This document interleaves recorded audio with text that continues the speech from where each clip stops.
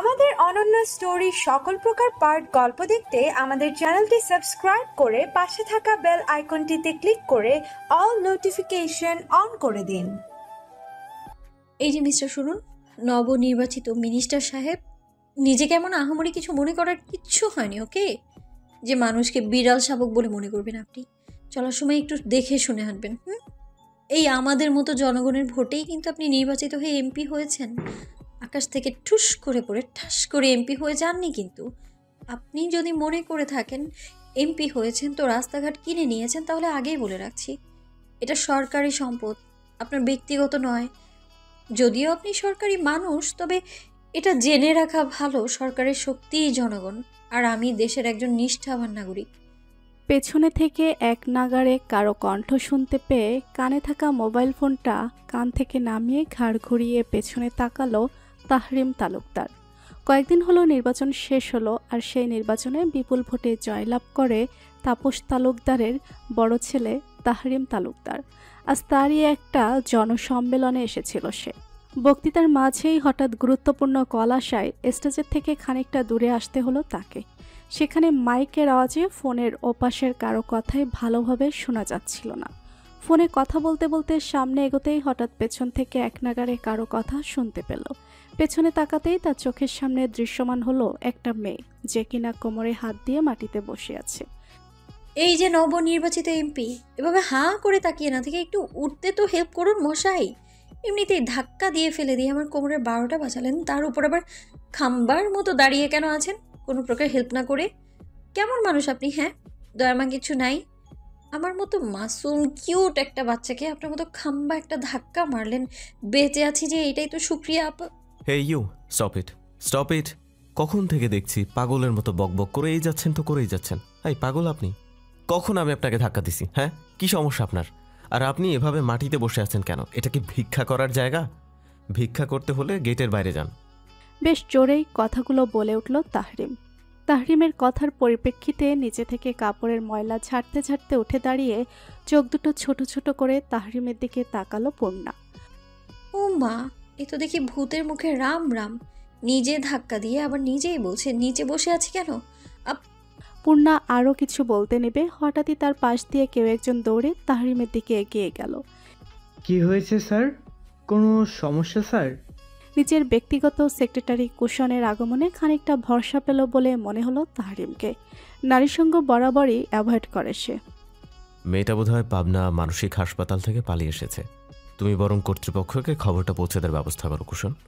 বেশ গম্ভীর কণ্ঠে কথাটা বলেই বিপরীত দিকে ঘুরে সেখান থেকে হন হন করে চলে গেল। বেচারা কুশন একবার স্যারের চলে যাওয়া দেখে আর একবার পাশে দাঁড়িয়ে থাকা মেয়েটাকে দেখে। স্যার যে কি আদেশ দিল সে আগামাথা কিছুই বুঝতে পারল না। মেয়েটাকে দেখে তার মোটেও পাগল বলে মনে হচ্ছে না। অগত্যাই সে জড়বস্তুর মতো দাঁড়িয়ে রইল। কি রে পূর্ণা, তুই এইখানে? আমি কখন থেকে খুঁজে চলেছি তোকে। নিজের বেস্ট ফ্রেন্ড ইলমির কণ্ঠ শুনতে পেয়ে গাল ফুলালো পূর্ণা। পূর্ণার গাল ফুলানো দেখে বুড়ো কুচকে তাকালো ইলমি। কি হয়েছে তোর? এতক্ষণ তো ভালোই ছিলি, হঠাৎ বিধবাওয়ালা লুক দিচ্ছিস কেন? ইলু, তুই জানিস এই মিনিস্টার সাহেব আমাকে ধাক্কা দিয়ে নিচে ফেলে দিয়েছে। বললাম সরি বলতে, তাও বললো না। বদলোক একটা, অকৃতজ্ঞ কোথাকার। আর একটু হলে আমার কোমরটাই ভেঙে ফেলতো। তখন কি হতো আমার বলতো? আমার ভবিষ্যৎ জামাই একটা কোমর ভাঙা বউ পেত, আমার বাচ্চাগুলো একটা কোমর ভাঙা মা পেত, আর তোর নাতি নাতনিরা কোমর ভাঙা দাদি পেত। সেটাই তো বলবি। তোরটা আমিই বলে দিলাম, তবুও তোর ভাঙা ক্যাসেট চালু করিস না। বিরক্ত সহকারে কথাটা বলেই পাশে তাকালো ইলমি। একটা অপরিচিত ছেলেকে নিজেদের দিকে অবাক চোখে তাকিয়ে থাকতে দেখে ব্যাপারটা স্বাভাবিকই নিল সে, কারণ এসব অবাক মার্কা লুকে অভ্যস্ত সে। যেহেতু পাশে একটা সেন্টিমেন্টাল ফ্রেন্ড আছে, এই লুকগুলো স্বাভাবিক। ইলমি খানিকটা সামনে এগিয়ে গিয়ে বলল, এভাবে তাকানোর কিছু নেই, ও এমনই। ভাঙা রেকর্ডার অন করলে অফ করতে ইচ্ছে করে না। বলেই পেছনে ঘুরে পূর্ণার হাত ধরে গেটের দিকে এগিয়ে গেল ইলমি। ইলমির কথায় খানিকটা ভেবাচাকা খেয়ে দাঁড়িয়ে রইল কুশন। আপনি গাড়িতে উঠবেন না? গাড়িতে বোমা রাখা আছে, ক্ষতি হবে আপনার। সম্মেলন শেষে বাড়ি ফেরার উদ্দেশ্যে গাড়িতে উঠতে নেবে হঠাৎ এক নাগাড়ে 3টে মেসেজের শব্দে বেশ কৌতূহলবশত হাতে থাকা মোবাইল অন করে মেসেজ অপশনে গিয়ে মেসেজগুলো দেখে ভুরু কুঁচকে গেল তাহরিমের। উঠতে গিয়েও থেমে গেল সে। স্যার কোনো সমস্যা? কুশনের প্রশ্নের উত্তরে মুখে কিছু না বলে হাতে থাকা মোবাইলটা কুশনের হাতে ধরিয়ে দিয়ে আশেপাশে তাকালো তাহরিম তালুকদার। চারপাশে বেশ লোক সমাগম। যদিও গাড়িতে বোমা থাকে, এখানে ব্লাস্ট হলে হাজার হাজার মানুষ মারা যাবে, এটা নিশ্চিত। তাহরিম একটু ঝুঁকিয়ে বোমাটা খোঁজার চেষ্টা করলো। হয়তো তাহরিমের ভাগ্য সহায় ছিল বলে সে বোমাটা দেখতে পেল। সেটা সেট করা ছিল গাড়ির ঠিক নিচে, কিন্তু সময় কেবলই ঘনিয়ে আসছে। বোমা ব্লাস্ট হবার আর মাত্র 4 মিনিট বাকি। তাহরিম আর কিছু চিন্তা না করে হুট করে গাড়িতে ঢুকে দরজা অফ করে চাবি ঘুরিয়ে চালানো শুরু করলো। পেছনে থেকে কুশনের আতঙ্কিত গলার স্বর স্পষ্ট থেকে অস্পষ্ট হতে লাগলো। কিন্তু নিজের কথা এখন ভাবলে চলবে না। সে এখন দেশের একজন দায়িত্ববান লোকদের মধ্যে সে একজন। দেশের মানুষকে রক্ষা করা তার কর্তব্য। তারিন ভীষণ স্পিডে গাড়ি চালাচ্ছে। সম্মেলনের জায়গা থেকে বেশ খানিকটা দূরে নদীর পাড়ে একটা খোলা জায়গা দেখে গাড়িটা পার করে দ্রুত সে গাড়ির বাইরে চলে আসে। দৌড়ে খানিকটা পথ আসার পর হঠাৎ পেছন থেকে বিকট শব্দে বোমা ব্লাস্ট হয়। তাহরিম পাঞ্জাবির হাতায় নিজের ঘাম মুছে মুখে হাত দিয়ে নিচে বসে পড়ে আর মনে মনে আল্লাহর সেই অচেনা লোকটাকে অসংখ্য ধন্যবাদ জানায়। আজ সেই লোকটার জন্যই এতগুলো প্রাণ সে বাঁচাতে পেরেছে। তার কিছুক্ষণের মাঝেই প্রায় 20-25টা গাড়ি এসে জড়ো হলো সেই ঘটনাস্থলে। গাড়ি থেকে নেমেই কুশল দৌড়ে এলো তাহরিমের দিকে। বেশ আতঙ্কিত কণ্ঠে বলে উঠল, ভাই ভাই, আপনি ঠিক আছেন তো? কিছু হয়নি তো আপনার? কুশনের কণ্ঠ শুনতে পেয়ে মুখ থেকে হাত সরালো তাহরিম। উঠে দাঁড়ালো, মুস্কি হেসে বলল, খোদার দয়ায় এই যাত্রা বেঁচে গেছি। ততক্ষণে প্রেস মিডিয়া ঘিরে ধরল তাকে। হাজারো প্রশ্ন ছুড়ে দিল তাহরিম তালুকদারের দিকে, কিন্তু তাহরিম কারো প্রশ্নের উত্তর দিতে ইচ্ছুক নয়। সে প্রশ্নগুলো এড়িয়ে সামনের দিকে এগোতে লাগলো। সে, আপনি কি জন্মগতভাবেই এত সাহসী মিস্টার নবনির্বাচিত এমপি সাহেব? চেনা কণ্ঠ শুনতে পেয়ে পাগুলো থমকে গেল তার। ঘাড় ঘুরিয়ে সেদিকে তাকালো তাহরিম। স্যার, কাউকে খুঁজছেন? কুশনের কথায় খানিকটা চমকে পাশেই কুশনের দিকে তাকালো তাহরিম। পেছন থেকে পরিচিত কণ্ঠ শুনতে পেয়েই পেছনে তাকিয়েছিল সে, কিন্তু তেমন কাউকেই নজরে এলো না তার। এছাড়া চারপাশে প্রেস মিডিয়ার সাথে পুলিশ রয়েছে। এখানে বেশিক্ষণ থাকাটা ভালো হবে না। কখন যে আবার পুলিশের বাধা অতিক্রম করে আবার মিডিয়ার লোকজন জেঁকে ধরে বলা তো যায় না। এটা চিন্তা করে সামনের দিকে অগ্রসর হলো সে। কম ধকল তো আর গেল না নিজের উপর দিয়ে।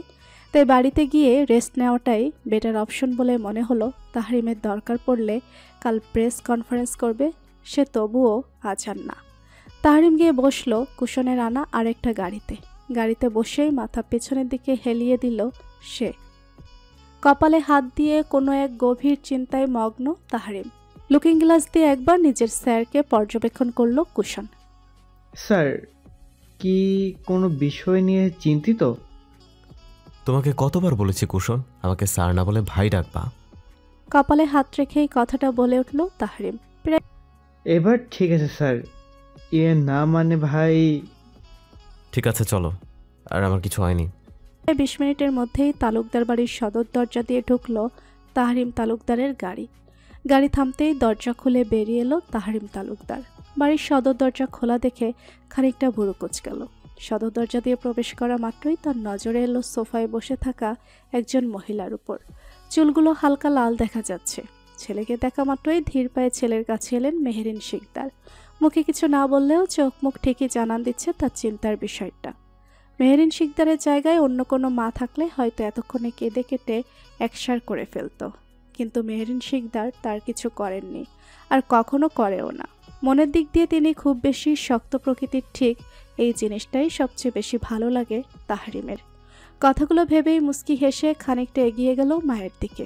মেহেরিন শিকদার ছেলেকে আপাদমস্তক ভালো করে পর্যবেক্ষণ করার পর বললেন, ব্যথা পেয়েছো কোথায়? তাহরিম হাসলো। না আম্মাজান, ব্যথা পাইনি, ভাগ্যের জোরে বেঁচে গেলাম। ছেলের কথা শুনে দীর্ঘশ্বাস ফেলে মেহেরিন শিকদার গম্ভীর কণ্ঠে বললেন, ঠিক আছে, সব কথা পরে শুনবো। এখন যাও, রুমে গিয়ে ফ্রেশ হয়ে নাও। আমি খাবার পাঠিয়ে দিচ্ছি। আজ নিচে নামার দরকার নেই, রেস্ট করো। যা লাগবে আমি পাঠিয়ে দেব। ঠিক আছে। বলেই তাহরিম ফ্রেশ হতে রুমে চলে গেল। মেহেরিন তাহরিমের চলে যাওয়ার দিকে তাকিয়ে দীর্ঘশ্বাস ফেলে। তার দুই ছেলের মাঝে বড় ছেলেটা একটু বেশি একরোখা স্বভাবেরই, যা বলবে তাই করবে। এবার সেই কাজে যত রিস্কই থাক না কেন। রাজনীতিতে ছেলেকে জড়ানোর কোনো ইচ্ছা ছিল না মেহেরিন শিকদারের, তবুও ছেলের জেদের কারণে যেতে দিতে হয়েছে তার। কথাগুলো চিন্তা করেই রান্নাঘরের দিকে পা বাড়ালেন। মেহেরিন শিকদার উদ্দেশ্য ছেলের জন্য খাবার তৈরি করা। তারই মাত্রই গোসল শেষ করে তোয়ালে দিয়ে শরীর মুছতে মুছতে ওয়াশরুম থেকে বের হলো। হঠাৎই তার নজর গেল নিজের মোবাইলের উপর। কিছুক্ষণ আগে সেই মেসেজের কথা মনে হতেই তাহরিম দ্রুত মোবাইল হাতে নিয়ে সেই নাম্বারে কল করলো, কিন্তু আশ্চর্যজনকভাবে নাম্বারটা বন্ধ বলছে। তাই সে আর ফোন দেওয়ার চেষ্টা করলো না। একজন মন্ত্রী হিসেবে তার যথেষ্ট ক্ষমতা আছে। তাহরিম তালুকদার চাইলেই সেই সিমের মালিককে আধা ঘন্টার মাঝেই বের করতে পারবে, কিন্তু তাহরিম তা করবে না। কিছু জিনিস অজ্ঞাতই সুন্দর। তাহরিম জানে না নাম্বারটা কার, সে ছেলে নামে, কি উদ্দেশ্য তার। জানার আগ্রহ থাকলেও এই মুহূর্তে জানতে ইচ্ছে করছে না তার, তাই মোবাইলটা যেখানে ছিল সেখানেই রেখে দিল। মাথাটা ব্যথা করছে, আপাতত রেস্ট করাটা মাস্ট বি ইম্পর্টেন্ট। কিরে পূর্ণ, আর্টিকেল লেখা শেষ হলো তোর? ইলমির কথায় কম্পিউটার থেকে মুখ তুলে তাকালো পূর্ণা। মুখ কুচকে বলল, ইলু, ডোন্ট কল মি পূর্ণ, ইটস পূর্ণা, মিফতাহুল পূর্ণা। আর আমার লেখা প্রায় শেষ, আর 2 মিনিট অপেক্ষা কর, আমি সেভ করে বন্ধ করছি। পূর্ণার কথা শুনে ইলমি মুখ বেঁকিয়ে পূর্ণার পাশের চেয়ারে বসে বলল, মরণ আসছে আমার ব্রিটিশদের উত্তরসূরি। পূর্ণা হোক আর যাই হোক, আমি পূর্ণই ডাকবো। আর তুই যে আমার এত সুন্দর একটা নাম ইলমি, শাহানিন ইলমিকে ইলু ডাকিস, আমি কি কিছু বলেছি তোকে? পূর্ণা কম্পিউটার অফ করতে করতে বলল, আর রে ইয়ার ইলু, তুই তো মেয়েদের নাম, কিন্তু পূর্ণ তো ছেলেদের। তুই পূর্ণ ডাকলে কেমন যেন একটা ছেলে ছেলে ফিল আসে। তুই কি মেয়ে নাকি পূর্ণ? আমার চোখটাতে তো তুই ছেলেই। আচ্ছা, তুই তোর মাঝে একটা মেয়ে সুলভ আচরণ দেখাতো আমাকে। তুই যদি দেখাতে না পারিস, আমি তোকে তোর মাঝে 1000টা ছেলে সুলভ আচরণ দেখাবো। দেখ ইলু, আজ এটা কথা বলবি না।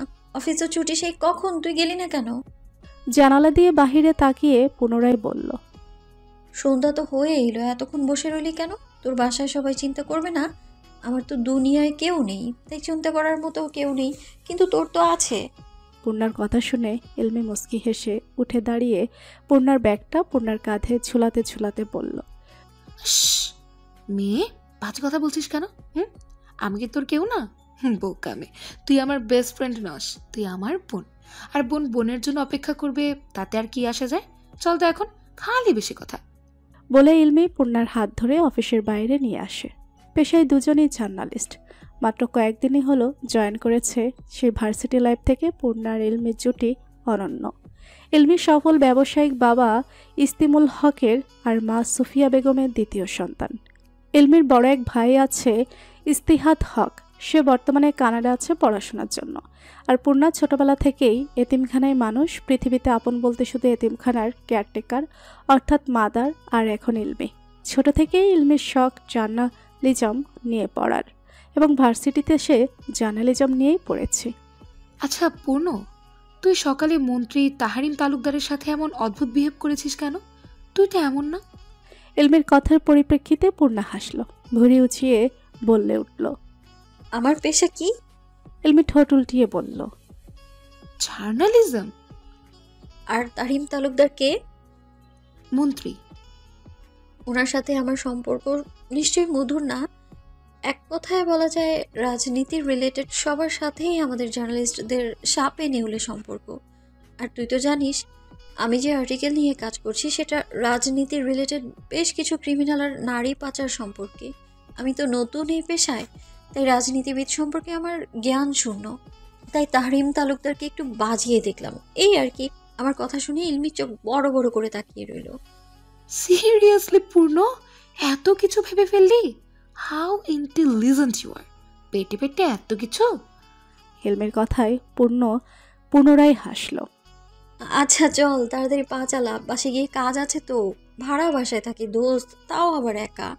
বাড়িওয়ালা মুখে যত আদরই দেখাক না কেন, কার মনে কি আছে বলা তো আর যায় না।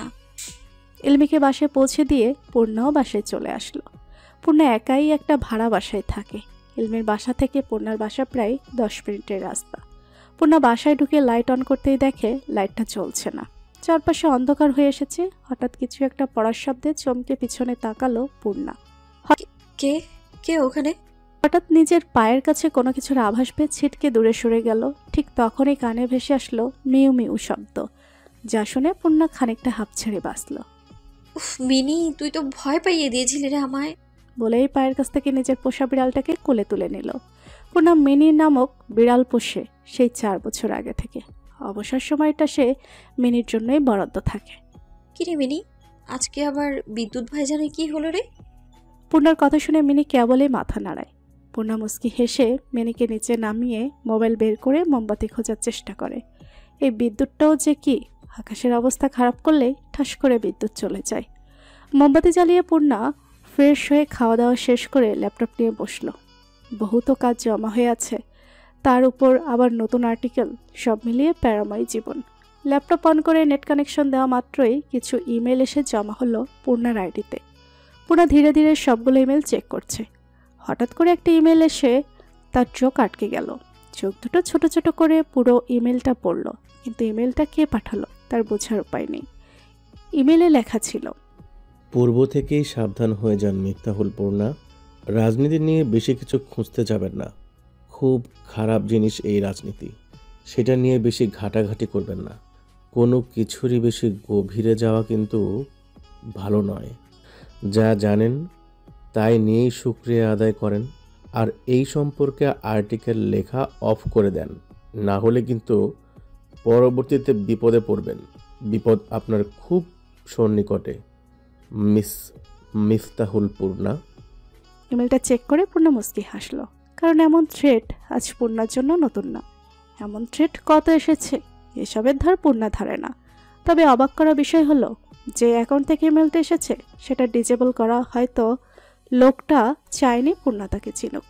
দীর্ঘশ্বাস ফেলে আবার টাইপিংয়ে মনোযোগ দিল। এই ছোট্ট জীবনে কত কিছুই না দেখলো, কত মানুষের কত রূপ, কত কথা, কত ধরনের দৃষ্টি। কাজ শেষে ল্যাপটপ অফ করে বারান্দায় যায় পূর্ণা। কোলের উপরে মিনি গুটিসুটি মেরে বসে আছে। মিনির গায়ের উপর বার কয়েক হাত বুলিয়ে বারান্দায় রাখা টুলের উপর বসে পড়ে। আজ মা বাবার কথা বেশ মনে পড়ছে। পূর্ণার হয়তো কখনো দেখা হয়নি, হয়তো কারো পাপের ফসল কিংবা অন্য কিছুও হতে পারে। তবে একটা কথা কি, যত যাই হোক না কেন, এই জন্মদাত্রী আর জন্মদাতাকে কখনো ঘৃণা করা যায় না। গল্পটা এমন না হলেও পারত, একটা সুন্দর সংসার হতে পারত, একটা সুন্দর ভবিষ্যৎ হতে পারত। কথাগুলো ভাবতে ভাবতেই গাল বেয়ে জল গড়িয়ে পড়ল মেঝেতে। হাতের উল্টো পিঠ দিয়ে জলটুকু মুছে আকাশের দিকে তাকিয়ে রইল কিছুক্ষণ। বিদ্যুৎ এখনো আসেনি, পুরো এলাকা অন্ধকার হয়ে আছে। আর বেশিক্ষণ বারান্দায় না থেকে দরজা লাগিয়ে ঘরে চলে আসলো। পুরো ঘরে একটু হাঁটাহাঁটি করে বিছানা করে মিনিকে নিয়ে শুয়ে পড়ল পূর্ণা। চোখটা শুধু লেগে আসবে অমনি ঘুমের 13টা বাজিয়ে সশব্দে মোবাইলটা বেজে উঠল। চোখ বন্ধ করে হাতড়াতে হাতড়াতে মোবাইলটা হাতে নেয় পূর্ণার বিরক্তিতে ভুরু কুচকে গেল। কোনো মতে একটা চোখ খুলে স্ক্রিনে এলো নামটা রেখে রিসিভ করে নেয়। এত রাইতে কি তোর? পূর্ণার কথা শুনে ইলমি মিটমিটিয়ে হেসে উঠল। ডিস্টার্ব করলাম দোস্ত? তুই কি এইটা জিগাইবার লাগিয়ে ফোন দিছিস ফকিন্নি? না না দোস্ত, শোন না। শুনতেছি, বল, জলদি জলদি বল, ঘুম পাইছে আমার। দোস্ত, কালকে তো পয়লা ফাল্গুন। তো আমি কি করবো? পূর্ণার কথায় খানিকটা বিরক্ত হয়ে বলল ইলমি। আমি কি করবো মানে? হ্যাঁ, তুই আমার পাংশা কেন রে? আমি কিচ্ছু জানি না। তুই কালকে শাড়ি পরবি, আমিও পরবো, তাও বাসন্তী রঙের। আমার কোনো বাসন্তী শাড়ি নেই, সো তুই পর, আমি না। আচ্ছা ঠিক আছে, তাহলে রাখি। বলেই ঠাস করে ফোনটা কেটে দিল। ইলমি যার দরুন বেশ অনেকটাই অবাক হলো পূর্ণা। এত সহজে মেনে নেওয়ার মেয়ে তো ইলমি না, কে জানে কি তালগোল পাকাচ্ছে মনে মনে। পূর্ণার কিছু চিন্তা না করে ঘুমের দেশে তলিয়ে গেল। কিছুক্ষণের মাঝেই আবার ফোন আসাতে মেজাজ বেশ খারাপ হলো পূর্ণার। চোখ বন্ধ করেই ভাবলো এখন ইচ্ছে মতো ছাড়বে সে এলুকে। মনে মনে কথাটা ভেবেই রিসিভ করে কানে ধরল। অপর পাশ থেকে কেউ কিছু বলার আগেই পূর্ণা বলতে লাগলো, ওই কালা শামসুর বউ শাকচুন্নি কোথাকার, এই তোর জামাই কি আরেক বেডি লগে ভাগ্যে গেছে, নাকি তোর সতীন রে বাইত লয়ে আইছে? হ্যাঁ, কোনটা? ফইননি, তুই আমার সাদের ঘুমটা 24টা বাজাইতেছস। অহন তোরে আমার মনে কইতেছে ওই বুড়ি অঙ্গার পচা পানিতে চুবানি দিতাম। বেদ্য বেটি, এক থাবড়ানি দিয়া একদম 7 দিন কানে শুনবি না এমন থাপড়ানি দিব। আবার যদি ফোন দেস তোর নাক বরাবর ঘুষি দিব আমি, একদম মুখের মানচিত্র বদলাই দিব। নিজেরই তখন নিজে চিনতে পারবি না। তুই যদি বেরিয়ে আমার সামনে থাকতি, তোর 7 জন্মের ভাগ্য তুই আমার সামনে নাই, নইলে তোরে আমি বুঝাইয়া দিতাম এই পূর্ণার ঘুমের জন্য পূর্ণা কি কি করতে পারে। ঘুমের লগে নো স্যাক্রিফাইস। আবার যদি ফোন দেস তাইলে তোরে ফোনের মধ্যে দিয়ে কানের নিচে 2 আঙ্গুল দিব কয়টা চড়, বিটিভির মতো তখন ঝিরঝির করবি ব্যাপদপ মাইয়া। বলেই ঠাস করে ফোনটা কেটে দিয়ে পূর্ণা আবার ঘুমিয়ে পড়ল। মেজাজ এত খারাপ হতো না যদি না এত সুন্দর স্বপ্নের মধ্যে ফোন কল ব্যাঘাত ঘটাতো। মাত্রই একটা স্বপ্ন দেখা শুরু করছিল, তার মধ্যে আবার ফোন হাতে নিয়ে কুশন বেক্কেলের মতো দাঁড়িয়ে আছে। এতক্ষণ কি থেকে কি হয়েছে তার ঠিক মাথার উপর দিয়ে গেছে। কুশন তার সামনে বসে থাকা তাহরিমের দিকে তাকালো। তাহরিম ভুরু কুচকে কুশনের হাতে থাকা ফোনের দিকে তাকিয়ে রইল। কোথা থেকে শুরু আর কোথায় শেষ তার ঠিক বুঝে আসছে না। তাহরিম খবর পেয়েছিল মিডিয়ায় কাজ করা একজন মেয়ে সব রাজনীতিবিদদের নিয়ে আর্টিকেল লিখছে, তাই মেয়েটার নাম্বার বের করে কল দিয়েছিল, যেন কোনো কিছু না জেনে উল্টাপাল্টা কথা না লিখে, কারণ সে নতুন এমপি হয়েছে, এর মাঝে গুজব ছড়ালে ক্যারিয়ারে ব্যাড ইফেক্ট পড়তে পারে। কিন্তু তাকে তো কোনো কথাই বলতে দিল না মেয়েটা। মুখের উপর হাবিজাবি কত কিছু বলে ঠাস করে ফোনটা কেটে দিল। কথাটা মনে মনে চিন্তা করে তাহরিম বিড়বিড় করে বলে উঠল, ম্যানারলেস মেয়ে কোথাকার। দরজায় ঠকঠক আওয়াজে ঘুম হালকা হয়ে এলো পূর্ণার। মিটমিট করে তাকিয়ে শোয়া ছেড়ে উঠে বসলো। বুড়ো কুচকে বার কয়েক ঠকঠক আওয়াজ শুনে বালিশের নিচে থেকে ফোনটা বের করে একবার সময়টা দেখে নিল। মোটে 7টা বাজে। এই 7 সকালে কে আসবে? মাসও তো শেষ হয়নি যে বাড়িওয়ালার বউ আসবে ভাড়া চাইতে। তাহলে কি ইলমি? কথাটা ভাবতে ভাবতেই বিছানা থেকে নেমে এক হাতে চুলের খোপা করতে করতে দরজা ঢুকিয়ে গেল পূর্ণা। বাড়িওয়ালার বউ আর ইলমি ছাড়া এই বাসায় তেমন কেউই আসে না। পূর্ণা দরজার কাছে গিয়ে জিজ্ঞেস করলো, কে? অপর পাশ থেকে ইলমির কণ্ঠ শোনা মাত্রই দরজা খুলে দিয়ে দুহাত বুকে গুজে দাঁড়ালো পূর্ণা। ইলমির দিকে দৃষ্টি নিক্ষেপ করতেই থতমত খেয়ে গেল সে। ইলমি বাসন্তী রঙের শাড়ি পরেছে, সাদা ব্লাউজ, সাথে ম্যাচিং কানের দুল আর গলায় ছোট পাথরের রকেটের সাথে চিকন চেন। ফর্সা গায়ের রংটা বেশ মানিয়েছে। আবার হাতে একটা শপিং ব্যাগ। কিন্তু এই সকালে এত সংসাজার কারণ বুঝলো না পূর্ণা। ইলমি পূর্ণাকে দেখে সব কটি দাঁত বের করে হাসি দিল। কি চাই? এই 7 সকালে আমার ঘুম ভাঙানোর কারণটা কি জানতে পারি?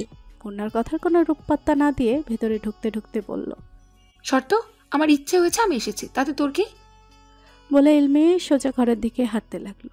পূর্ণাও দরজা লাগিয়ে ইলমির পেছনে পেছনে গেল। কি সমস্যা তোর? রাতেও ঘুমোতে দিলি না, এখন আবার 7 সকালে এসে হাজির? ইলমি বিছানায় বসতে বসতে ভুরু কুচকে বলল, রাতে ঘুমাতে দেয়নি মানে কি? আমি তো একবারই ফোন দিলাম। তাহলে রাত 12টা বাজে কি আমি দিয়েছি তোকে ফোন?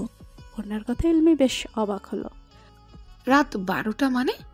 তুই তো জানিস পূর্ণ, আমাকে 11টার পর এই বাংলাদেশের চিরুনি তদন্ত করলেও আমাকে পাওয়া যাবে না। কথাটা যে ইলমি একেবারে ভুল বলেছে তা কিন্তু না। ওকে আসলেই রাত 11টার পর ঘুম থেকে তোলা ইহকালে সম্ভব না। কিন্তু ফোন করলো কে?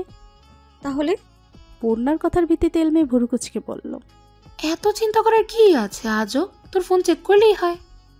আরে হ্যাঁ, তো মনেই ছিল না।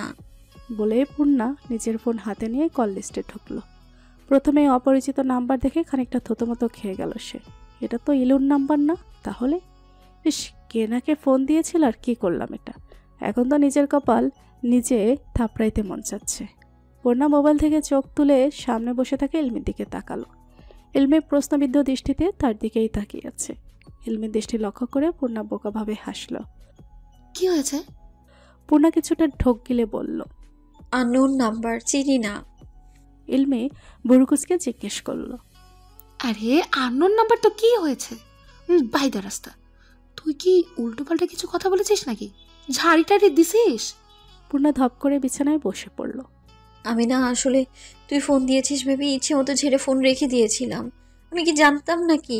আর ওই লোকের কমন সেন্স নাই, মাঝরাতে একটা মেয়েকে ফোন দেয়। ইলমি একটা দীর্ঘশ্বাস ফেলে বলল, আচ্ছা, যা করার তো করেই ফেললি, এখন বলে লাভ নেই। তুই বরং বেচারা আর বেচারি যেই হোক না কেন তাকে ফোন করে সরি বলে দে। পূর্ণা মনে মনে কিছু একটা চিন্তা করে বলল, ঠিক আছে। বলেই ফোন হাতে নিয়ে কল করলো সেই নাম্বারে। মুখে সূর্যের তীর্যক রশ্মি পড়াতে চোখ মুখ কুচকে গেল তাহরিমের। রাতে সকল হিসাব নিকেশ শেষ করে ঘুমোতে ঘুমোতে বেশ দেরি হয়েছিল তার। সূর্যের আলোতে কাঁচা ঘুমটার ব্যাঘাত তার মোটেও সহ্য হচ্ছে না। উপর হয়ে শুয়ে কাঁথা দিয়ে পা থেকে মাথা অবধি ঢেকে আবার ঘুম দিল। এরই মাঝে ঘুমের 12টা বাজিয়ে নিজের কর্কশ শব্দে বেজে উঠল ফোন। চোখ বন্ধ করে বালিশের তলায় থেকে ফোন বের করে রিসিভ করলো। কানে দেওয়ার সাথে সাথেই কারো কোমল কণ্ঠে হৃৎপিণ্ড কম্পিত হলো তাহরিম তালুকদারের। ওপাশ থেকে কেউ একজন কোমল কণ্ঠে সালাম দিল। সালামের উত্তরে তাহরিম শোয়া থেকে উঠে বসতে বসতে বলল, ওয়ালাইকুম আসসালাম। অপর পাশ থেকে মেয়েটা বলল, আপনি কি কাল রাতে আমার ফোনে কল দিয়েছিলেন? আসলে এই নাম্বার থেকে কাল রাত 12টায় আমার ফোনে কল গিয়েছিল, কিন্তু দুর্ভাগ্যবশত আমি ঘুমিয়েছিলাম আর ঘুমের ব্যাঘাত ঘটানোর কারণে বেশ রেগেও গিয়েছিলাম। আসলে আমি ভেবেছিলাম আমার বেস্ট ফ্রেন্ড মনে হয় ফোন দিয়েছিল, আর ঘুমের তাড়নায় নাম্বারটাও খেয়াল করিনি, তাই আসলে আপনাকে ওভাবে বলে ফেলেছিলাম। আমি ঘুমের মাঝে কাকে কি বলি আমার না মাথায় থাকে না। আর আপনি মনে হয় কোনো দরকারে ফোন দিয়েছিলেন, তাই না? আসলে আমি আন্তরিকভাবে দুঃখিত, আমি না ইচ্ছে করে করিনি। আপনার কোনো দরকার হলে বলতে পারেন, আপনি কি উপকার করতে পারি আমি আপনার? তাহরিম চোখ বন্ধ করে মেয়েটার কথা শুনছিল। মেয়েটার কণ্ঠ কি আসলেই এত মধুর, নাকি শুধুমাত্র তার কাছেই এমন মনে হচ্ছে? আচ্ছা, একসাথে এত কথা কেউ কি বলতে পারবে? হ্যাঁ, তো মেয়েটা পেরেছে। এমন কেন মনে হচ্ছে যেন সে চাইছে মেয়েটা আরও কিছুক্ষণ কথা বলুক আর সে শুধু শুনবে। এত আবেগ দিয়ে কেউ কি কখনো সরি বলেছে তাকে? কই, মনে হচ্ছে না তো। এত সুন্দর করে সরি মেয়েটাকে কে বলতে বলছে? আনমনেই তার ঠোঁটের কোণে হাসির রেখা ভেসে উঠল। ওপাশ থেকে মেয়েটা সমানে হ্যালো হ্যালো করেই যাচ্ছে। হ্যালো, এই যে শুনছেন, আপনি কথা বলুন। আপনি কি শুনতে পাচ্ছেন? জি। আসলে আমি আন্তরিকভাবে দুঃখিত। ইটস ওকে, আমারই ভুল হয়েছে। এত রাতে একটা মেয়েকে ফোন দেওয়া ঠিক হয়নি। আমি আসলে সরি বলতে গিয়েও তাহরিম ঠেকে গেল, কারণ সে এর আগে কখনোই কাউকে তার কাজের জন্য সরি কিংবা দুঃখ প্রকাশ করেনি। জি, আর কিছু না। আচ্ছা, যাই হোক, আপনি কি কোনো দরকারে ফোন দিয়েছিলেন? অপর পাশে কথা বলা মেয়েটার প্রশ্নে তাহরিম জিভ দিয়ে খানিকটা ঠোঁট ভিজিয়ে বলতে গিয়েও থেমে গেল। কেন জানি আজ অদ্ভুতভাবে মেয়েটিকে তার পরিচয় দিতে ইচ্ছে করছে না। কেন জানি তার নিজের পরিচয় গোপন রেখে মেয়েটার সাথে কথা বলতেই ভালো লাগছে। সে চায় না মেয়েটা তাকে চিনুক। সাধারণ ছেলে হিসেবেই নিজেকে রিপ্রেজেন্ট করতে ইচ্ছে করছে তা খুব করে। আসলে আপনাদের ওখানে কি সংবাদপত্র ছাপা হয়? আমার একটা সংবাদ ছাপানো ছিল, তাই আপনাকে কল করেছিলাম। কিরকম সংবাদ? পাত্রীর। পূর্ণা বেশ থতমতো খেয়ে বলল, পাত্রী? নিজের বোকা বোকা কথাই নিজে ব্যাক্কেল হয়ে গেল তাহরিম। মিথ্যে সে কোনো কালেই বলতে পারে না। তার উপর দুনিয়ায় কি আর কোনো নিউজ ছিল না? শেষে কিনা পাত্রী চাই, যে কিনা হাতে তুড়ি দিলে পাত্রীর লাইন লাগবে, সেখানে সে কিনা পাত্রী চাই বলে সংবাদপত্রের বিজ্ঞাপন। ব্যাপারটা হাস্যকর না? কান থেকে ফোনটা নামিয়ে ফিক করে হেসে দিল পূর্ণা। এমন নয় যে পূর্ণা বুঝতে পারেনি যে লোকটা মিথ্যে বলছে কিংবা কথা ঘুরানোর চেষ্টা করছে। তবে যাই হোক, লোকটার কথা খারাপ লাগেনি তার। কি হয়েছে, হাসছিস কেন? এলমির কথায় পূর্ণা এলমির দিকে তাকিয়ে মাথা নাড়িয়ে বলল, কিছু না। তুই তো বললি না এত সকাল সকাল সেজে আমার বাসায় কি করছিস তুই? এলমি হাত দিয়ে শপিং ব্যাগটাকে কাছে টেনে খুলতে খুলতে বলল, কাল কি বলেছিলাম মনে নেই তোর? যাই হোক, মনে না থাকলেও আমার কিচ্ছু করার নেই, তোকে আবার মনে করিয়ে দিচ্ছি। আজ পহেলা ফাল্গুন, পহেলা বসন্ত বরণ অনুষ্ঠান হবে জাবির ক্যাম্পাসে। আর অফিস শেষে তুই আর আমি যাব, বিশাল অনুষ্ঠান হয় ওখানে। পূর্ণা চোখ ছোট ছোট করে এলমির দিকে তাকিয়ে আছে। এলমির শপিং ব্যাগ থেকে বাসন্তী রঙের শাড়ি, সাদা রঙের ব্লাউজ, মাথার খোপায় লাগানোর মতো বেলি ফুলের মালা, আর হাতে বাঁধার জন্য রজনীগন্ধার গাছরা, গলায় আর কানের জন্য ছোট্ট পাথরের ইয়াররিং, আর চেন হাতে ম্যাচিং রেশমি চড়ি। এগুলো আনলি কেন? জিনিসগুলো বিছানায় সাজিয়ে রাখতে রাখতে এলমি বলল, জিনিসগুলো নিশ্চয়ই বাংলাদেশ জাতীয় জাদুঘরে সাজিয়ে রাখার জন্য আনিনি। আর তুই তো কালকে বললি তোর বাসন্তী রঙের শাড়ি নাই, তাই নিয়ে আসলাম। এখন তার বলতে পারবি না যে তোর শাড়ি নেই। এলমির কথায় পূর্ণা দীর্ঘশ্বাস ফেলে বলল, দেখ ইলমি, কাজটা কিন্তু তুই ঠিক করিসনি। এতগুলো টাকা নষ্ট করার কোনো মানেই হয় না। এই পূর্ণ, তোকে কে বলেছে রে টাকার হিসাব করতে? আমার টাকা আমি ঢের বুঝবো, তোকে আমার টাকা নিয়ে চিন্তা করতে হবে না। যা তাড়াতাড়ি ফ্রেশ হয়ে আয় তো, অফিস টাইম হয়ে গেছে প্রায়। পূর্ণার কিছু বলল না, কারণ সে জানে এই মেয়েকে কিচ্ছু বলে লাভ নাই। উল্টো একটা কথার বদলে 10টা কথা শোনাবে। পূর্ণা ফ্রেশ হয়ে আসলে এলমি পূর্ণাকে শাড়ি পরিয়ে রেডি করিয়ে দেয়। গলায় আইডি কার্ড ঝুলিয়ে অফিসের উদ্দেশ্যে বেরিয়ে পড়ল। আজ তোমাকে অনেক সুন্দর লাগছে মিহু, একদম আমার স্বপ্নের রাজকন্যা। গড প্রমিস, একদম হুর পড়ে যাচ্ছে, চোখ ফেলে আমার দায় হয়ে যাচ্ছে। নিজের ডেস্কে বসে কাজ করছিল পূর্ণা। সামনে কারো কণ্ঠ শুনতে পেয়ে চোখ তুলে তাকালো। সামনে দাঁড়িয়ে থাকা মৃদুলকে দেখতে পেয়ে বিরক্তিতে নাক মুখ কুঁচকে গেল তার। অনিচ্ছা সত্ত্বেও বলল, ধন্যবাদ। পূর্ণা বুঝতে পারে না মানুষ এতটা ছ্যাঁচড়া কি করে হতে পারে, এত বেহায়া যে কেউ হতে পারে মৃদুলকে না দেখলে পূর্ণা কখনোই বুঝতে পারত না। আর কোথাও যাবে নাকি মিহু? পূর্ণা ভুরু কুঁচকে মৃদুলের দিকে তাকিয়ে বলল, ফার্স্ট অফ অল আমি মিহু নই, আমার নাম মিফতাহুল পূর্ণা, ডাক নাম পূর্ণা। মিফতাহুল ডাকলে পুরোটাই ডাকবেন, নয়তো পূর্ণা। এসব হাফ নেম পছন্দ না আমার, বিশেষ করে আপনার কাছ থেকে তো নাই। আর আমাকে কেমন লাগছে সেটা আমি বাসা থেকে বের হওয়ার আগেই আয়নায় দেখে এসেছি। আপনার কাছে কোনো কমপ্লিমেন্ট চাইনি, যেহেতু দিয়েছেন আপনার একটা ধন্যবাদ প্রাপ্য ছিল, তাই ধন্যবাদ দিলাম। আমরা কোথায় যাই না যাই সেটা আপনাকে কেন কৈফিয়ত দিতে হবে আমার? হু আর ইউ? নিজের কাজ নেই, যান নিজের চরকায় তেল দিন। বলেই আবার ফাইল দেখায় মনোযোগ দিল পূর্ণা। মিহু, তুমি কিন্তু আমাকে অপমান করছো। পূর্ণা অবাক দৃষ্টিতে তাকিয়ে বলল, ইটস মিফতাহুল, নট মিহু। আর মান আছে আপনার? মান থাকলে না অপমান করব? আপনার তো মানই নেই। আত্মসম্মান যদি বিন্দু পরিমাণ থাকতো তাহলে এইভাবে দাঁড়িয়ে থাকতে পারতেন না। আর কাকে কি বলি আমি? পূর্ণা, সে যাই হোক না কেন, আপনি কি আর কিছু বলবেন? না বলে যান, নিজের কাজে যান, অযথা কাউকে ডিস্টার্ব করবেন না মিস্টার মৃদুল। আর আমি এখন বেরোবো, আমার কাজ শেষ। আপনার কোনো কাজ থাকলে করতে পারেন, আর না থাকলে আমার ডেস্কটা বেশ ময়লা হয়েছে, চাইলে পরিষ্কার করে দিতে পারেন। I don't mind. বলেই পূর্ণা বাঁকা হাসি দিয়ে বাইরে বের হয়ে আসলো। বাইরে এসে দেখে খুব অল্প স্বল্প মেম্বারই আছে অফিসে, বেশিরভাগই চলে গেছে। এই পহেলা ফাল্গুনে হয়তো কেউ নিজের প্রিয় মানুষটার সাথে সময় কাটাতে ব্যস্ত, আবার কেউ ভালোবাসার মানুষের সাথে দিনটি উদযাপন করতে ব্যস্ত, কেউ কেউ আবার নিজের পরিবারকে নিয়ে এই রঙিন শহরে ঘুরতে ব্যস্ত। পেছনে থেকে হাতে টান পড়ায় পূর্ণা পেছনে তাকালো। ইলমি ভুরু কুঁচকে তার দিকেই তাকিয়ে আছে। কি হয়েছে তোর? এমন রোবটের মতো দাঁড়িয়ে আছিস কেন? পূর্ণা ক্ষীণ কণ্ঠে বলল, না তেমন কিছু না। মন খারাপ? আমার আবার মন খারাপ? মন আছে এটাই তো অনেক, সেটা আবার খারাপ করার সামর্থ্য নেই আমার। ইলমি ডোন্ট কেয়ার ভাব নিয়ে বলল, তোর এই ফালতু পেঁচাল শেষ হলে বল, বেরোবো আমরা। চল। পূর্ণার ইলমি অফিস থেকে বের হয়ে একটা রিক্সায় উঠল। প্রায় মিনিট 15 মাঝেই রিক্সা এসে থামলো জাবির গেটের সামনে। রিক্সা ভাড়া মিটিয়ে ইলমি বলল, দোস্ত তুই এই দিকটাই একটু দাঁড়া, আমি এই যাবো আর এই আসবো।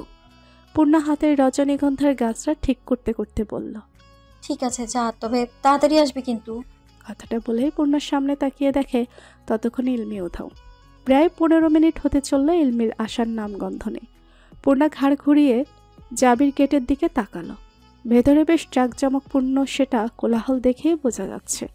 পূর্ণা গেটের দিকে হাঁটতে লাগলো। পূর্ণার মনে হচ্ছে চুলের খোপাটা ঢিলে হয়ে গেছে, কিছুক্ষণের মাঝেই খুলে পড়বে। চুল তো আর কম না, কোমর ছাড়িয়ে সামলানো খুব কষ্ট। নেহাত লম্বা চুল প্রিয় নয় তো কবেই বয়কাট দিয়ে ফেলতো। পূর্ণা চুল থেকে বেলি ফুলের মালাটা খুলে আলগোছে চুলগুলো এক হাতে খোপা করতে করতে সামনে এগোল। হঠাৎ পেছন থেকে কেউ দৌড়ে এসে পূর্ণার কাঁধের সাথে ধাক্কা লাগাতেই পূর্ণা পড়তে পড়তে বেঁচেছে, কিন্তু হাতে থাকা বেলি ফুলের মালাটা নিচে পড়ে গেছে। পূর্ণা চোখ তুলে তাকালো, সামনের দিকে ছেলেটা বেশ কিছুটা দৌড়ে গিয়ে হঠাৎ পেছনে তাকিয়ে জোরে বলল, সরি আপু, আই এম রিয়েলি সরি।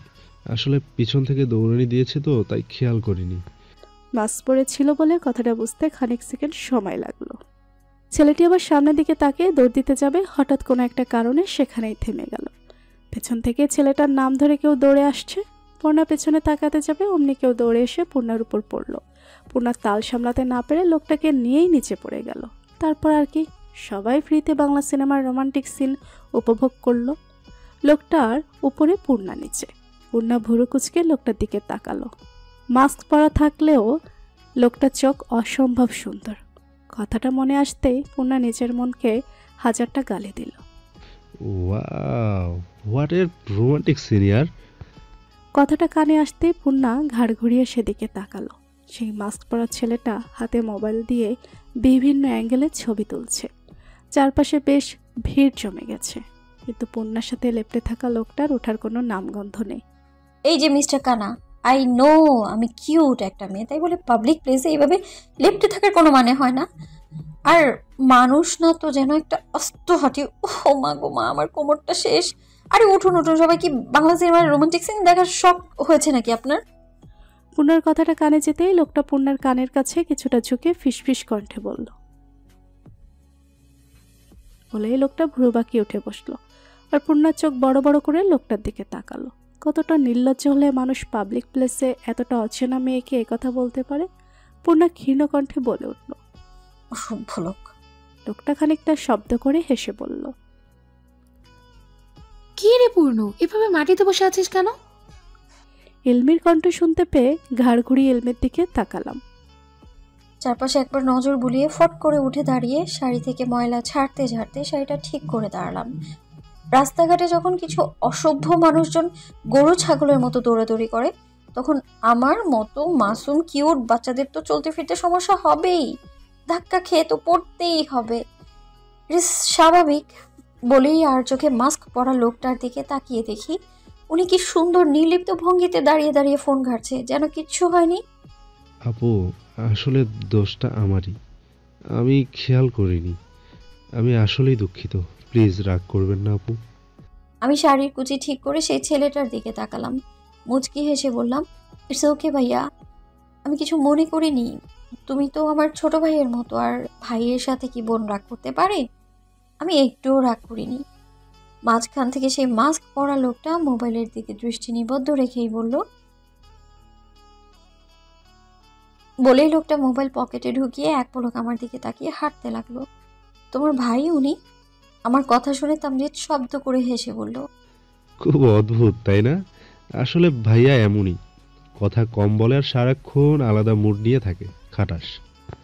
হ্যাঁ সেটাই। ধন্যবাদ আপু, আজ তাহলে আসি। আমি প্রত্যুত্তরে হাসলাম। ছেলেটা চলে গেল। খারাপ লাগেনি ছেলেটাকে।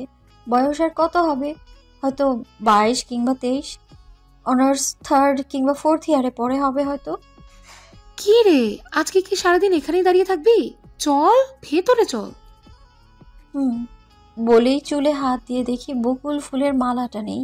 চোখ ঘুরিয়ে চারপাশে তাকালাম, না কোথাও নেই। নিচে পড়লে তো এখানেই থাকতো। কিছু খুঁজছিস? আমি এদিক সেদিক তাকিয়ে বললাম, হ্যাঁ বকুলের মালাটা। থাক, মালা লাগবে না, চুলগুলো এমনি ছেড়ে দে, একটা দিনই তো। ওর অনুরোধের ভঙ্গিতে বলা কথার পরিপ্রেক্ষিতে আমিও কথা বাড়ালাম না। হালকা শীতল বাতাস আর চারিদিকে রং বেরঙের পাখি, গাছে গাছে নতুন পাতা গজানোর মৌসুমে অনুষ্ঠানটা বেশ আনন্দময় হয়ে উঠল। দিনের ক্লান্তি ভাবটা অনেকাংশেই কমে গেছে। বাসন্তী রঙের শাড়িতে আর খোলা চুলে বসন্ত বাতাস আজ বেশ উপভোগ করছি। আমি যে ততটা ফর্সা তা কিন্তু নয়, আমি শ্যামবর্ণা, গায়ের রংটা তামাটে, আর ইলু হলুদ ফর্সা। কোথাও একটা শুনেছিলাম একটা সুন্দরী মেয়ের সাথে আরেকটা সুন্দরী মেয়ের বন্ধুত্বটা খুব বেশি দিন টেকে না, তাই হয়তো আমার আর ইলুর বন্ধুত্বটা এতটা গাঢ়। দুজনে মিলে বেশ অনেক ঘোরাঘুরি করলাম। বিভিন্ন খাবার দাবার শেষ করে ফিরতে প্রায় রাত 8টার মতো বেজে গেছে। এই মুহূর্তে আমি আর ইলু দাঁড়িয়ে আছি রিক্সার জন্য, কিন্তু আমাদের ভাগ্য তো এতটা সুপ্রসন্ন নয় যে দাঁড়ানোর সাথে সাথে রিক্সা পেয়ে যাব। দূর থেকে একটা রিক্সা দেখা যাচ্ছে, এদিকটায় আসছে। চাচা যাবেন? চাচা গলায় থাকা গামছা দিয়ে কপালের ঘাম মুছতে মুছতে বলল, হ্যাঁ আম্মা জামু। কই যাবা? 2 নম্বর রোড। আচ্ছা উঠো। মাঝ রাস্তায় হঠাৎ সামনে ভীষণ ভিড় দেখে রিক্সা থেমে যায়। আমি ভ্রু কুচকে সামনে তাকাই, ইলুর দিকে তাকিয়ে দেখি ও ঘুমে ঢুলছে। আমি রিক্সা থেকে নেমে কিছুটা সামনে গিয়ে এগিয়ে গেলাম। লোকজন বলা বলি করছে সামনে অ্যাক্সিডেন্ট হয়েছে। ভিড় ঠেলে সামনে গেলাম আমি। চোখের সামনে ভেসে উঠলো একটা ছেলে রক্তাক্ত অবস্থায় রাস্তায় পড়ে আছে, কিন্তু চারপাশে এত লোক থাকতেও কেউ গিয়ে ধরছে না, আর না হসপিটালে নিয়ে যাচ্ছে। আমি ছেলেটার কাছে যেতেই একজন লোক পেছন থেকে ডেকে বলে উঠল, আপা ওনার কাছে যাইয়েন না, যেই অ্যাক্সিডেন্ট করছে মনে হয় না যে বাঁচবো। আজাইরা নিজের ঝামেলায় জয়েন না, পুলিশের পেছে পড়বেন। লোকটা আরো কিছু বলতে নিবে, আমি রেগে তার দিকে তাকাতেই লোকটা চুপ হয়ে যায়। মানুষ কতটা নিম্ন মস্তিষ্কের অধিকারী হলে এই মুহূর্তে এমন একটা কথা বলতে পারে, আমি দীর্ঘ শ্বাস ফেললাম। আমি ধীর পায়ে ছেলেটার দিকে এগিয়ে গেলাম। ওর সামনে হাঁটু গেড়ে বসে তর্জনী আঙুল ওর নাকের কাছে নিতেই শ্বাস প্রশ্বাস টের পেলাম। তার মানে বেঁচে আছে এখনো, তবে অবস্থা আশঙ্কাজনক, সেটা দেখেই বোঝা যাচ্ছে। মাথা ফেটে রক্ত বের হচ্ছে এখনো। এতক্ষণে ভিড় ঠেলে ইলো এসেছে এখানে।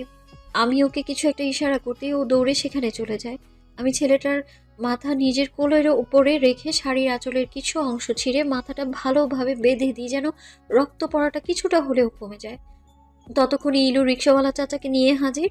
ছেলেটাকে রিক্সায় উঠিয়ে আমি আর রিক্সাওয়ালা চাচা হসপিটালের উদ্দেশ্যে রওনা হলাম। ইলু সেই রিক্সার পেছন পেছন আরেকটা রিক্সা নিয়ে কাছাকাছি একটা হসপিটালে ছেলেকে নিয়ে এলাম আমরা। আমার সারা শরীর ছেলেটার রক্তে রঞ্জিত।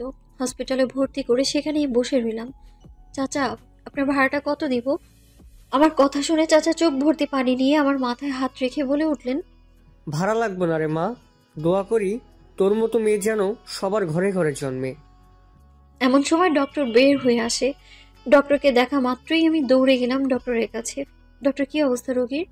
আমার কথা শুনে ডক্টর দীর্ঘশ্বাস ফেলে বলল, অবস্থা এখনো কিছু বলা যাচ্ছে না, তবে খুব একটা ভালো না।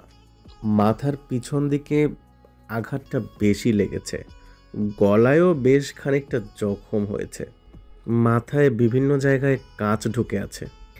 ইমিডিয়েটলি অপারেশন করাতে হবে। রোগীর বাসার লোক কেউ আছে? বন্ড পেপারে সাইন করতে হবে। অপারেশন করালেও যে রোগী বাঁচবে এমন কোনো সিউরিটি দিতে পারছি না। আঘাতটা খুব বেশি লেগেছে আসলে। আমি কিছু চিন্তা না করেই বলে উঠলাম, আমি রোগীর বোন হই, কোথায় সাইন করতে হবে বলেন, আমি এক্ষুনি সাইন করে দিচ্ছি।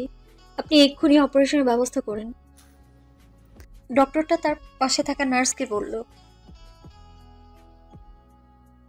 নার্স আমার দিকে তাকিয়ে বলল, আপনি চলুন আমার সাথে। আমি নার্সের সাথে যেতে যেতে পেছনে তাকিয়ে ইলুর দিকে তাকিয়ে বললাম, তুই এখানে একটু বস, আমি আসছি। আমার কথার পরিপ্রেক্ষিতে ইলু মাথা নাড়িয়ে সিটে বসে পড়ল। নার্স আমার সাথে যেতে যেতে বলল, রোগী কি আপনার কিছু হয়? আমার ভাই। ও, ওনার আঘাতগুলো খুব গুরুতর। কিভাবে হয়েছে একটু বলতে পারবেন? লরির সাথে প্রাইভেট কার অ্যাক্সিডেন্ট। ও। ফর্মালিটি শেষে ডক্টর ওটিতে ঢুকেছে প্রায় 1 ঘন্টা। আমি আর ইলু ওটির সামনে টেনশনে হাত পা বরফ হয়ে আসছে আমাদের। চোখ ফেটে কান্না আসছে। টুপ করে চোখ থেকে জল মাটিতে গড়িয়ে পড়ল। একটা অচেনা অজানা ছেলের জন্য এত চিন্তা। আমি খুব করে চাইছি আল্লাহর কাছে যেন ছেলেটা সুস্থ হয়ে যায়। কোনো মায়ের বুক যেন খালি না হয়। প্রচণ্ড অস্থিরতায় ভুগছি। অবশেষে ওটির লাল লাইটটা নিভে গেল। ডক্টর বাইরে বেরিয়ে এলেন। ব্যস্ত স্বরে জিজ্ঞেস করলাম, কি অবস্থা ডক্টর আমার ভাইয়ের? আল্লাহর অশেষ রহমতে এবারের মতো বেঁচে গেছে। সময় মতো না পৌঁছালে হয়তো বাঁচানো সম্ভব হতো না। তুমি মেয়ে অনেক সাহসী, খুব ভালোবাসো ভাইকে, তাই না? ব্রেভ গার্ল, ডোন্ট ওয়ারি, ভাই ঠিক হয়ে যাবে। কিছুদিন আর রেস্ট করুক। আর গলায় যেহেতু আঘাত পেয়েছে, কথা বলতে কয়েকদিন সমস্যা হবে, তবে আস্তে আস্তে সেটা ঠিক হয়ে যাবে। ডক্টরের কথায় আনমনেই আমার ঠোঁটে হাসির রেখা ভেসে এলো। ভেতরে যেতে পারি ডক্টর? আপাতত ঘুমাচ্ছে, কাল সকালের আগে ঘুম ভাঙবে বলে মনে হচ্ছে না, তবে তুমি চাইলে দেখে আসতে পারো। ধন্যবাদ ডক্টর। My pleasure. বলেই ডক্টর চলে গেল। আমি ইলমির দিকে তাকিয়ে মুচকি হাসলাম। ও আমার দিকে তাকিয়ে চোখের ইশারায় বোঝালো সব ঠিক হয়ে যাবে। সকাল প্রায় 7টা বাজতে চলল। তালুকদার ভিলায় কারো চোখে ঘুম নেই। ড্রয়িং রুম জুড়ে সবার আনাগোনা। তাপস তালুকদার সোফায় নির্লিপ্ত ভঙ্গিতে বসে আছে। মেহেরিন শিকদারের চেহারায় ও ছেলের জন্য অস্থিরতা। তাহিম তালুকদার মোবাইল হাতে নিয়ে পায়চারি করছে পুরো রুম জুড়ে। কাল রাত থেকে তানজিমের ফোন বন্ধ। রাতেও বাসায় আসেনি। যে ছেলে 1 ঘন্টা বাসায় না থাকলে মায়ের কাছে 70 বার ফোন করে, সেই ছেলের ফোন কাল রাত থেকে অফ। পুরো শহর জুড়ে পুলিশ ফোর্স লাগানো হয়েছে, কিন্তু কিছুক্ষণ আগে একজন পুলিশ কর্মকর্তা ফোন করে জানিয়েছে তাদের গাড়িটা মহাসড়কের পাশে খুবই বাজেভাবে ভেঙে যাওয়া অবস্থায় পাওয়া গেছে। কিন্তু সেখানে তানজিম ছিল না। এলাকার লোকজন থেকে শোনা গেছে গতকাল রাতে প্রায় 8টার দিকে এদিকে গাড়ির অ্যাক্সিডেন্ট করে আর পড়ে থাকা ছেলেটাকে একটা মেয়ে রিকশায় করে হসপিটালে নিয়ে যায়, কিন্তু কোন হসপিটালে নিয়ে গেছে কেউ জানে না। সাজের সকাল, বসন্তের দক্ষিণা, বাতাস শাসা করে ঢুকছে হসপিটালের জানালা দিয়ে। সেই বাতাসকে যেন আহ্বান করতে জানালার ধারে রেলিংয়ে মাথা ঠেকিয়ে কোনো এক নির্দিষ্ট জায়গায় দৃষ্টি নিবদ্ধ করে নির্লিপ্ত ভঙ্গিতে দাঁড়িয়ে আছে বাসন্তী রঙের শাড়ি পরিহিতা এক রমণী। শাড়িতে ছোপ ছোপ রক্তের দাগ যেন শুকিয়ে আছে। চুলের খোপাটা অনেকাংশে খুলে যাওয়ার ফলে কিছু অবদ্ধ চুল পিঠময় আশ্রে পড়ে আছে। চোখে তার ঘুমো ঘুমো ভাব, ক্লান্তি তবুও যেন ঘুমোতে না আসছে। ঘাড় ঘুরিয়ে একবার ঘড়ির দিকে দৃষ্টি তাক করলো। ঘড়ির কাঁটা 7টা পেরিয়ে গেছে সে আধ ঘন্টা আগে। পুনরায় তাকালো বেডে নিস্তেজ হয়ে শুয়ে থাকা হাতে পায়ে ব্যান্ডেজ করা ছেলেটার দিকে। ছেলেটার পরিচয় এখনো অজানা। জ্ঞান না ফেরা পর্যন্ত পরিচয় জানা অসম্ভব। Cabin number 204। বেডে শুয়ে থাকা ছেলেটার গোঙানির আওয়াজে পেছনে তাকালাম। জ্ঞান ফিরেছে তার। আমি ধীর পায়ে ছেলেটার দিকে এগিয়ে গেলাম। কপালে আর গালে হাত দিয়ে দেখলাম এখন জ্বরের অবস্থা কিছুটা কম হলেও একেবারেই যে নেই তা না। বেডের পাশে থাকা টেবিলের উপর থেকে পানির বোলটা নিয়ে তাতে ভেজানো রুমালটা দিয়ে ভাঁজ করে কপালে রাখলাম তার। ছেলেটা ধীরে ধীরে চোখ মেলে তাকালো। চোখের সামনেও অপরিচিত একটা মেয়েকে দেখে হয়তো বেশ চমকেও গিয়েছে। তড়িঘড়ি করে উঠতে গেলে বাধা দিলাম আমি। উঠো না, শুয়ে পড়ো। সারা শরীরে তোমার আঘাত, ব্যথা আছে, আর কথা বলো না, কষ্ট হবে তোমার। যা লাগবে ইশারায় বলো, আমি এনে দিব। বলেই মাথা থেকে জলপট্টিটা সরিয়ে আবার ভিজিয়ে রাখলাম। ছেলেটা অবাক দৃষ্টিতে আমার দিকে তাকিয়ে আছে। আমি সেদিকে পাত্তা দিলাম না। অবাক তো হওয়ারই কথা। এমন সময় দরজা ঠেলে প্রবেশ করলো ডক্টর নূর। কেমন আছো মাই বয়? আমি আর ছেলেটা ডক্টরের দিকে তাকালাম। আসলে ডক্টর, ওর কথা বলতে প্রবলেম হচ্ছে। আমার কথা শুনে ডক্টর হাসলেন। ওই যে বললাম না, গলায় বেশ আঘাত পেয়েছে। তবে চিন্তা করো না, ঠিক হয়ে যাবে। কিছুদিন রেস্ট নিক। ছেলেটার কাছে গিয়ে কপালে হাত দিয়ে বলল, জ্বর তো এখন আর তেমন নেই। ডোন্ট ওয়ারি মাই বয়। তোমার বোন থাকলে তোমার আর কিচ্ছু হবে না, এটা আমার বিশ্বাস। ডক্টরের কথা শুনে ছেলেটা আবারও অবাক দৃষ্টিতে ডক্টরের দিকে তাকালো। ডক্টর কিছুটা থেমে বলল, ভেরি ব্রেভ গার্ল তোমার বোন। কালকে ও সময় মতো না নিয়ে আসলে তো তোমাকে বাঁচানোই যেত না। আর সারা রাত জেগে মেয়েটা তোমার সেবা করেছে। মাঝরাতে তো হঠাৎই তোমার প্রচণ্ড জ্বর আসে, আর ও তোমার মাথার পাশে সারা রাত থেকে জেগে জেগে তোমার মাথায় পানি দিয়েছে আর শরীর মুছিয়ে দিয়েছে। ভাগ্য করে একটা বোন পেয়েছ। তোমার চিন্তার কোনো কারণ নাই। ঔষধ নাও আর রেস্ট করো। এই ওষুধগুলো ঠিকঠাক মতো খাবে, ইনশাল্লাহ ঠিক হয়ে যাবে। বলেই ডক্টর চলে গেলেন। ডক্টরের কথা শুনে ছেলেটা আমার দিকে অশ্রুসিক্ত দৃষ্টিতে তাকালো। আমি গিয়ে ওর পাশে বসলাম। ছেলেটা হাঁসফাঁস করছে, হয়তো কিছু বলবে। তুমি কি কিছু বলবে? সে মাথা নাড়ায়। কিভাবে বলবে? তোমার গলায় তো ব্যথা। ছেলেটা আমাকে টেবিলের দিকে ইশারা করে। আমি সেই দিকে তাকিয়ে দেখি একটা খাতা রাখা আছে। আমি কিছুটা ভেবে বলি, তোমার তো হাতেও ব্যথা, লিখবে কিভাবে? ছেলেটা আবারও ইশারা করতেই আমি আর কিছু না বলে টেবিল থেকে একটা খাতা আর কলম এগিয়ে দিলাম। খুব কষ্ট করে ছেলেটা কাগজে কিছু একটা লিখলো আর আমার দিকে এগিয়ে দিল। আমার বাসায় একটু যোগাযোগ করবা, নাম্বার 017। লেখাটা পড়ে আমি হাসলাম। খাতাটা এগিয়ে দিয়ে বললাম, তোমার নাম কি, লেখো। সে নাম লিখে আমার দিকে এগিয়ে দিল। তানজিম। লেখাটা পড়ে হাসলাম আমি। বাহ, বেশ সুন্দর নাম তো। আমাদের কথার মাঝে পেছনে হঠাৎ কেউ একজন বলে উঠল, কি ব্যাপার? বাছাধনের জ্ঞান ফিরল তাহলে? ভয় পেয়ে গেছিলাম আমি। আমি ইলুর দিকে তাকিয়ে হাসলাম। হাতে একটা শপিং ব্যাগ নিয়ে হাসি মুখে দাঁড়িয়ে আছে। ইলু খানিকটা এগিয়ে এসে আমার হাতে শপিং ব্যাগটা দিয়ে বেডে বসে পড়লো। আমি শপিং ব্যাগ থেকে ড্রেস খুলে মেজাজ খারাপ হয়ে গেল আমার। মাইয়ার কাজ দেখছো, আবার আমার জন্য সেই শাড়ি নিয়ে আসছে, কেমনটা লাগে? ওই ফুইনি, দুনিয়ায় কি আর কোনো ড্রেস নেই? তুই শাড়ি আনলি কেন? হ্যাঁ, কোন বুঝে নিয়ে আসছো তুই শাড়ি? তো কি ওয়েস্টার্ন আনতাম? বলেই খিলখিল করে হেসে উঠল। তানজিমও আমার মুখের এক্সপ্রেশন দেখে হাসলো। আমি ওর দিকে তাকিয়ে একটা দীর্ঘশ্বাস ফেললাম। এই মেয়েকে কিচ্ছু বলে লাভ নেই, ঘাট তারা কোথাকার। আমি ইলুর দিকে এগিয়ে গিয়ে ওর হাতে খাতাটা ধরিয়ে বললাম, তানজিমের বাড়িতে ফোন কর, আমি ততক্ষণে চেঞ্জ করে আসছি। শাড়ি যে আমি একদমই পরতে পারি না তা কিন্তু নয়। আমি শাড়ি পরতে পারলেও সামলাতে পারি না, কিন্তু এই মুহূর্তে শাড়িটা কমফোর্ট বলে আমার মনে হচ্ছে না। সে যাই হোক, এখন আর কি করার। অগত্যা এইসব নিয়ে আমায় ওয়াশরুমে ঢুকতে হলো। নীল রঙের শাড়ি আর সাদা রঙের ব্লাউজ পরে চুল থেকে পানি ঝাড়তে ঝাড়তে ওয়াশরুম থেকে বেরিয়ে দেখি কেবিনে বেশ অনেক লোকের ভিড়। একজন মহিলা তানজিমের মাথার পাশে বসে মাথায় হাত বুলিয়ে দিচ্ছে, আর আরেকজন মাঝ বয়সী লোক বেডের সাথে চেয়ার নিয়ে বসে কথা বলছে। আমি পলক ঘুরিয়ে ইলুর দিকে তাকালাম। ইলু চোখের ইশারায় বোঝালো এনারাই তানজিমের বাবা মা। আমি স্বস্তির নিঃশ্বাস ফেললাম। যাক, ছেলে তার মা বাবার কোলে ফিরে গিয়েছে, তাহলে আমার দায়িত্ব শেষ। তানজিমের বাবা তানজিমকে বিভিন্ন কিছু জিজ্ঞেস করছে, কিন্তু বেচারার তো কথা বলতে পারে না, আর সেটা বোঝাতেও পারছে না। আঙ্কেল, তানজিম তো গলায় ব্যথা পেয়েছে, তাই কথা বলতেও প্রবলেম হবে। আপাতত ওকে কিছু জিজ্ঞেস না করাই ভালো হবে। অচেনা কারো কণ্ঠ শুনতে পেয়ে আঙ্কেল আর আন্টি আমার দিকে ভ্রু কুঁচকে তাকালো। ওনাদের অব্যক্ত কথাটা হয়তো আমি বুঝতে পেরেছি, তাই হাসি মুখে এগিয়ে গিয়ে বললাম, আমাকে আপনারা চিনবেন না, আমার নাম মিফতাহুল পূর্ণা, পেশা একজন জার্নালিস্ট আমি। তানজিমকে কাল আমরাই পেয়েছিলাম রাস্তায় আঘাতপ্রাপ্ত অবস্থায়।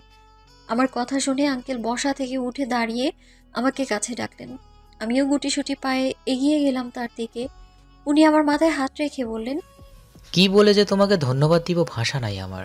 তুমি নিজেও জানো না তুমি আমাদের কত বড় একটা উপকার করেছো। এভাবে বলবেন না আঙ্কেল, এটা আমার কর্তব্য। আজ তানজিমের জায়গায় আমার ছোট ভাই কিংবা বোন হতে পারতো। আমার ভাই হলে কি আমি এভাবে রাস্তায় ফেলে চলে আসতে পারতাম? কখনোই না। তোমার মতো এভাবে কেউ চিন্তা করে না মা। প্রত্যুত্তরে হাসলাম আমি। বলার মাঝে হঠাৎ মেরিন শিকদার বলে উঠল, মেয়ে, তুমি সারা রাত তানজিমের পাশে ছিলে, তোমার বাবা মা টেনশন করেনি? ওনার কথায় আমি তাচ্ছিলের হাসি দিলাম। না আন্টি, টেনশন করার মতো কেউ নেই আমার। আমি এতিমখানায় বড় হয়েছি, ভাড়া বাসায় থাকি। আমার পরিবার বলতে শুধু আমার বেস্ট ফ্রেন্ড ইলমি আছে, আর কেউ নেই। বেশ হাসি মুখেই কথাগুলো বললাম। মিসেস শিকদার আমার দিকে অবাক দৃষ্টিতে তাকিয়ে আছে। হয়তো ভাবছে এত কঠিন কথাগুলো মেয়েটা কত সুন্দর সাবলীল ভাষায় অবলীলায় বলে দিল। ঠিক তখনই কথা বলতে বলতে দরজা ঠেলে ভেতরে প্রবেশ করলো কেউ। মা, আমি থানায় যোগাযোগ করেছি, ওরা তদন্ত করছে। আর কারা তানজিমের এরকম একটা অ্যাক্সিডেন্ট করেছে সেটা খুব শীঘ্রই ধরা পড়বে। প্লিজ টেনশন করো না। মোবাইলের স্ক্রিনে তাকিয়ে হসপিটালের কেবিনের দরজা দিয়ে ঢুকতে ঢুকতে কথাগুলো কেউ বলল। এলমি দরজার দিকে তাকিয়ে আস্তে আস্তে বলল, মন্ত্রী তাহরিম তালুকদার। আমি কথাটা স্পষ্ট শুনতে না পেলেও দেখে ওনাকে ঠিকই চিনতে পেরেছি। আর মন্ত্রীদের সাংবাদিকগণ চিনবে না সেটা তো কুসমিনকালেও সম্ভব না, কারণ ওনাদের নিয়েই তো আমাদের ঘাটাঘাটি। আমাদের যত খবর থাকে বেশিরভাগ অংশ জুড়েই তো মন্ত্রী কিংবা রাজনৈতিক দলের নেতারা। কিন্তু উনি এখানে কি করছে সেটাই ভাববার বিষয়। আর মা মা কাকে ডাকছে আমি ভ্রুকুচকে বোঝার চেষ্টা করছি। পুরো ব্যাপারটা বুঝতে আমার মিনিট 2 সময় লাগলো। তার মানে তানজিম মন্ত্রী তাহরিম তালুকদারের ভাই।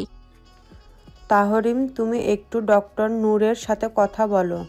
তানজিমকে কি আজ বাসায় নিতে পারবো, নাকি আরও 2-1 দিন থাকতে হবে? মেরিন শিকদারের কথা শুনে তাহরিম চোখ তুলে মায়ের দিকে তাকালো। মোবাইল পকেটে ভরতে ভরতে বলল, আমি এক্ষুনি ডক্টরের সাথে কথা বলে এসেছি, কয়েকটা দিন থাকলেই ভালো হবে। কথাটা বলে তাহরিম ঘাড় ঘুরিয়ে বাঁকা চোখে আমার দিকে তাকালো। আপনি? আমি কিছু বলতে নিব তার আগেই তাপস তালুকদার বলে উঠলেন, আরে ওই তো তানজিমকে হসপিটালে ভর্তি করিয়েছি, আর নিজের ভাইয়ের পরিচয় দিয়ে চিকিৎসা করিয়েছে, সেবা করেছে। এই যুগে অচেনা অজানা একটা ছেলের জন্য এমন কেউ করে আমার জানা ছিল না। অন্য কেউ হয়তো করতো না। তাহরিম বুড়ো কুচকে বোঝার চেষ্টা করছে আসলে মেয়ে দুটোর অভিব্যক্তি কি আর কি উদ্দেশ্য তাদের। আমার দিকে এভাবে অদ্ভুত দৃষ্টিতে তাকিয়ে থাকাতে বেশ অস্বস্তি বোধ হচ্ছিল। তাহরিম তালুকদার আমার কাছে এসে বলল, উদ্দেশ্য কি আপনাদের? ওনার কথা শুনে বেশ অবাক হলাম। চোখ দুটো ছোট ছোট করে তাহরিমের দিকে তাকালাম। মানে কি বলতে চাইছেন তাই স্পষ্ট করে বলুন তো মন্ত্রী সাহেব। আমার কথা যেন ওনার কাছে খুব মজার বিষয় মনে হলো, বা এটা ভেবেই রেখেছেন যে আমি ঠিক এমন একটা প্রশ্নই তার দিকে ছুড়ে দিব।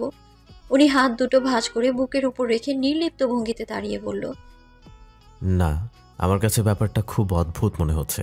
রাতের বেলা দুটো মেয়ে একজন মন্ত্রীর ভাইকে অ্যাক্সিডেন্টের হাত থেকে বাঁচিয়েছে, আবার তার ভাই বলেও সম্বোধন করছে, তাকে সেবা করছে। কোনো না কোনো কারণ তো আছেই। কারণটাই জানতে চাচ্ছি। নাকি টাকার জন্য?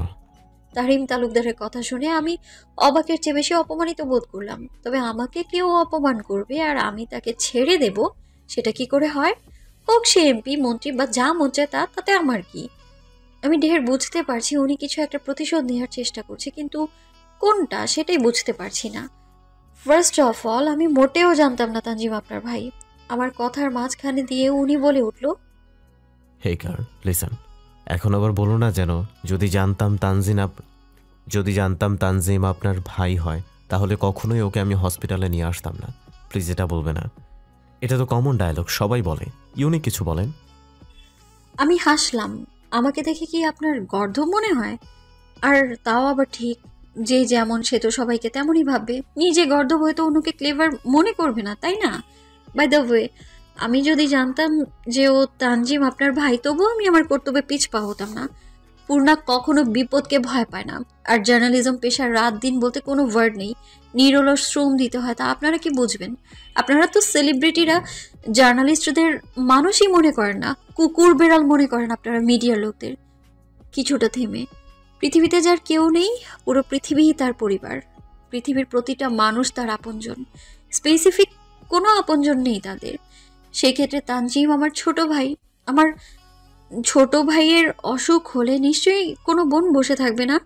আর আরেকটা কথা, আমাকে দেখে কি কোনো অ্যাঙ্গেল থেকে আপনার ভিক্ষুক মনে হয়? অতি শীঘ্রই আপনি চোখের ডক্টর দেখান, চোখে মনে হয় কম দেখেন।